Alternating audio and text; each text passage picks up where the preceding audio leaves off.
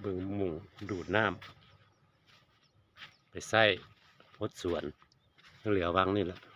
ปีบ่พอด6-7 มื้อก็สิแห้งแล้วนี่เดี๋ยวเอาลงไปน้ำของพุ่นเบิ่งได้1 หน่วย2 หน่วย3 4 5 6 หน่วยใส่น้ำกันนี่ดูดพร้อมกันก็เกือบแห้งนี่แต่ว่าก็มันก็น้ำซึมเข้ามาระดับน้ำของนี่อีกประมาณ6-7 มื้อก็ถือว่าแห้งแล้ว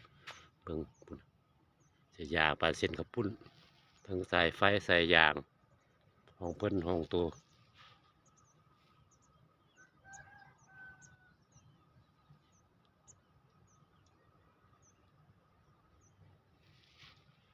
ลงมาเบิ่งย่านมันเขินคันเขินแล้วเขาเปิดไปได้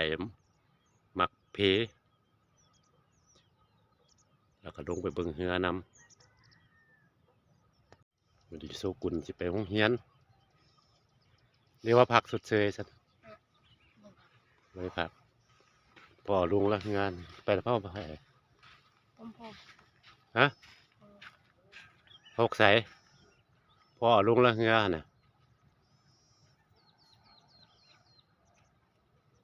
ย่างลงไปกับหุ่นตอนนี้ลงไป200 เมตรเนี่ย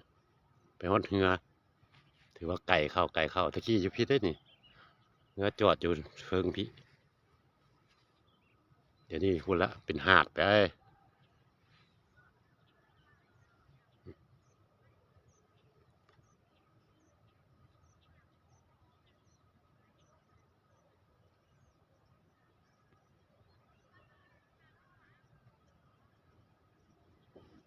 ย่างขึ้นเมื่อนี่ก็นี่หนทางรถอยู่เนี่ยจะออกขี้เหงื่อก่อแสงก่อนอย่างใส่เพราะว่ามันดินทรายดิโคนขอนยังมีอยู่ย่างนี่ขึ้นเมื่ออีกบางคนกับเศร้าเมื่อย2 เทื่อคนแล้ว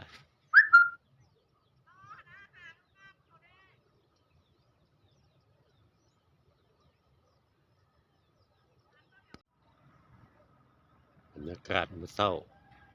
อยู่ดอนเชียงสู้เป็นหาดทรายโอ้ปีนี้ไก่เด้ห้ามลงแล้ว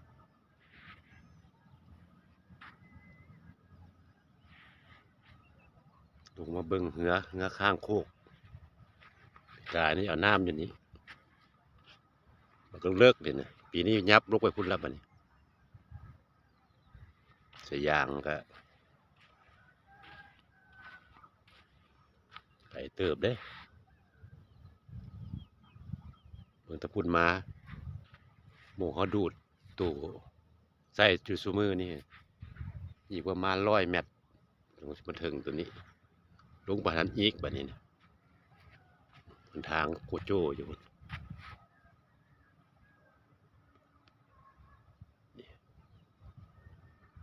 ดอนดำๆอะไรมันทางแหละมันขาดอยู่มองนี้หัวเฮือนี้ขี่ไป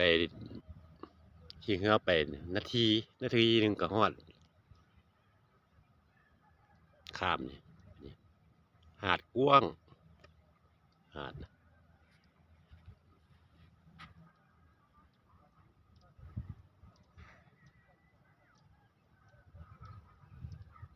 ลงไปไว้ไปแล้ววันนี้น้ำนะเดือน12เลยสิเดือน12เดือนหนึ่งลาวแล้วดิ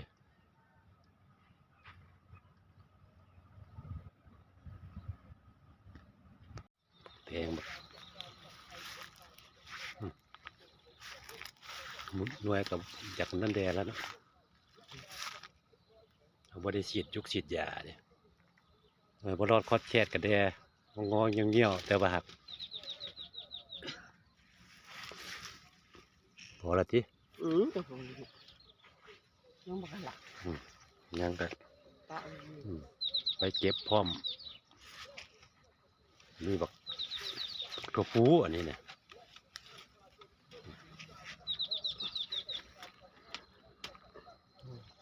จะเปิดอยู่ไทยก็ได้ฝากนี่ไปกัน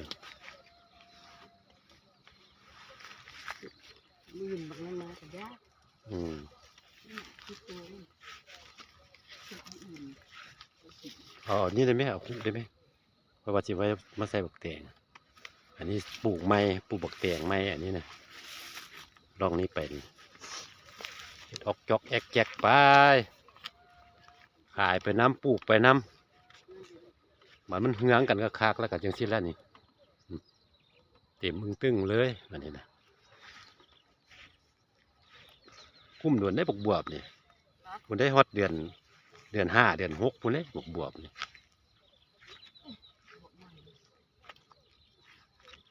แต่อ่อนนี่ อืมปลาเลยปลาให้มันเป็นหมากเลยป่านนี้นะอันนี้นะขายหมากเอาทั้งได้น้ำหนักอันนี้บักแตงไหมปลูกใหม่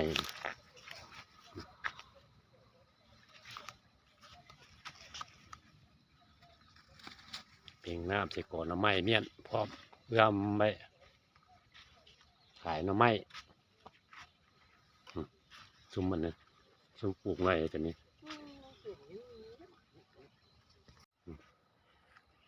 โอ้หน่วยมันเขาบริเก็บหลายมือเด้เขาเป็นฟัดใหญ่อะน้ำหมอกแห้งเนี่ยทั่วก็เริ่มเป็นดอก เป็นดอกก็ได้ เป็นดอกแล้ว จะหน่วยจะขาย เป็นมากแล้วนี่มาก โอ้ย มันเป็นบักทั่วลายนะ ทั่วร้ายอยู่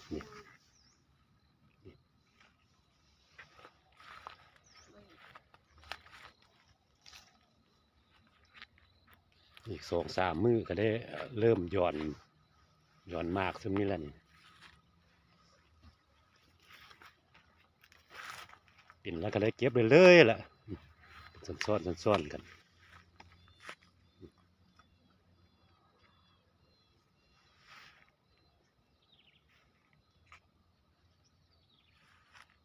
นนั้นละเป็นตัวนี้ปลูกไม้ตัวนี้นะปลูกไม้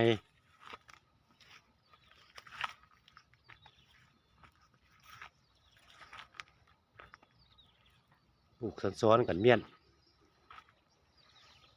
สัวเบิดซุ้มนั้นกับซุ้มนี้ได้ขายแต่ว่าเดี๋ยวนี้ปลาแล้วบเด็ดละตัวนั้นนะปลาให้เป็นหมากงามเนี่ยหรือกระป๋องแบบนี้นะใส่ขายมากขายจนผมมียอดนะตัดดูหลายนะบ่ตัดกะอันนี้ลองพักลองเบิ่งมากนี่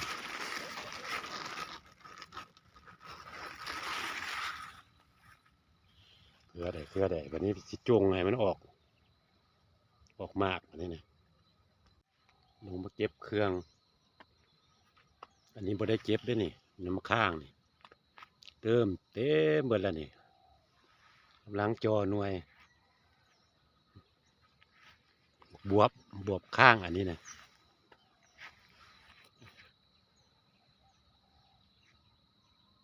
เป็นแถวไปสุดพุ่นนี่แถวบักแถวบักทัวแถวบักแตงบ่ได้เก็บหลายมือได้เป็นทิศเด้ปล่อยมันปงยาวๆเก็บดูหลายหุ่นเข้าพอดีทิศหนึ่งยังบ่ได้เก็บนี่ช่วงบางหนึ่งเก็บดู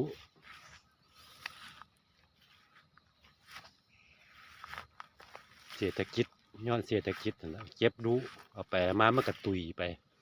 วันนี้เขาพักทิศหนึ่ง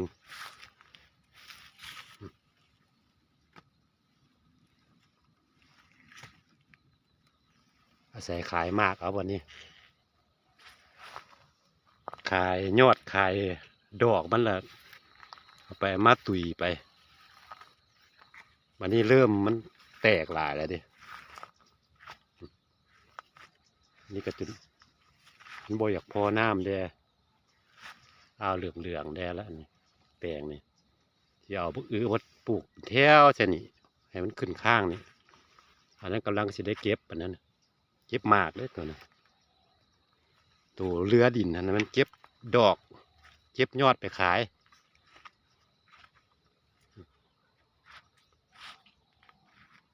ตัวนี้5 แถวถ้ามันเป็นแล้วมันก็เครือเต็มแล้วนี่กำลังจอหมากจอมันบ่ได้เก็บยอดเก็บอย่างนี้เอาใจขายมากอันนี้